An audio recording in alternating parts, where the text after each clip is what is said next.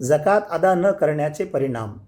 जकात अनिवार्य झाली असतानाही जो जकात अदा करत नाही त्याची नमाज, रोजा सर्व काही व्यर्थ आहे.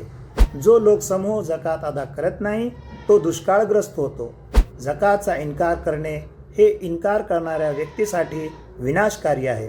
इस्लामी शासन पद्धतीत जकात वसुलीसाठी विशेष अधिकारी नियुक्त केले जात. सर्व जकात एकत्र जमा करून गरजू लोकांपर्यंत पोहोचविली जाईल. ज्या ठिकाणी इस्लामी शासन पद्धती नाही तेथे बरेचसे लोक व्यक्तिशः गरजूंना आपली जकात देतात. तसेच काही सामाजिक संघटना, सेवाभावी संस्था जकात जमा करून गरजूंपर्यंत पोहोचविण्याचे कार्य करतात. मदरशांमध्ये अनेक गरीब, गरजू तसेच अनाथ मुले शिक्षण घेत असल्याने मदरशांना सुद्धा जकात दिली जाते.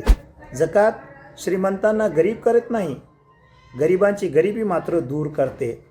सामूहिकरित्या जकात अदा केल्यास त्याचे अधिक लाभ होतात.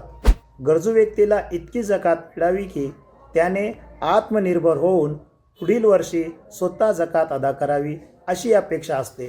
परंतु जकात विखुरलेल्या स्वरूपात आपापल्या पद्धतीने काढली जात असल्याने आणि वाटली जात असल्याने तेच ते लोक दरवर्षी जकात मागत असल्याचे आपल्याला दिसून येतात.